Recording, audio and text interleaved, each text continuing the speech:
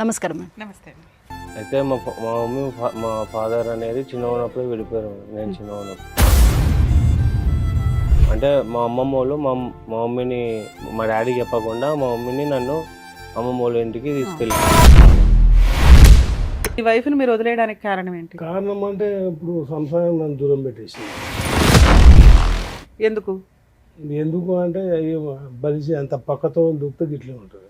ఇది ఆ రోజుల్లో ఆవిడకి అక్రమ సంబంధాలు ఉండేవా? మా నాయన మా డాడీ అనేది ఆయన సంసారం ఆయనకు సపరేట్ ఉంది. మా మమ్మీకి సపరేట్ ఉంది. వాళ్ళు మా డాడీ బిజీ అనే ఉన్నాడు, ఆమె బిజీ అనే ఉంది. మధ్యలో నలిగిపోయింది నేను మేడం. నేను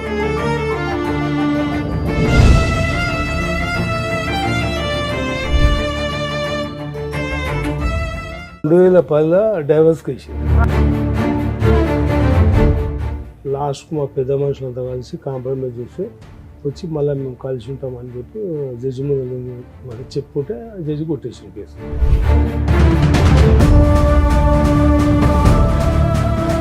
మళ్ళీ ఇప్పుడు డైవర్స్ పెట్టింది మేడం. ఎందుకంటే ఆవిడకి డైవర్స్? ఇప్పుడు నా ఏజ్ అబ్బాయిని పెట్టుకొని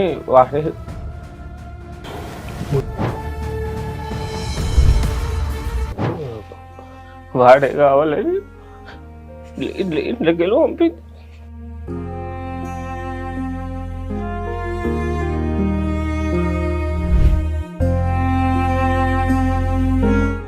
అబ్బాయి ఎవరు? అబ్బాయి ఇంట్లో ఉంటాడా? అతను రావడము, అతను ఏంటంటే సొంత వ్యక్తి లాగా ఇంట్లో ఉండడము, వాళ్ళు ఒక సైడు వాళ్ళు ఒక గ్రూప్ అన్నట్లు, నేను ఒక గ్రూప్ అన్నట్లు.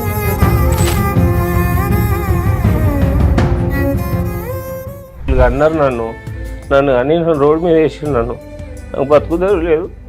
నాకు మీ ద్వారా నాకు పరిష్కారం కావాలి, లేకపోతే చనిపోయాడు.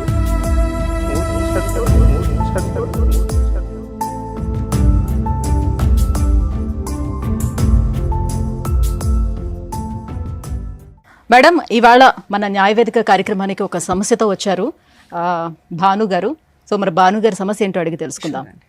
నమస్కారం భాను గారు. మీ ఫాదరా? మీ పేరేంటి? అశోక్ గారు. ఏమిటి మీ సమస్య?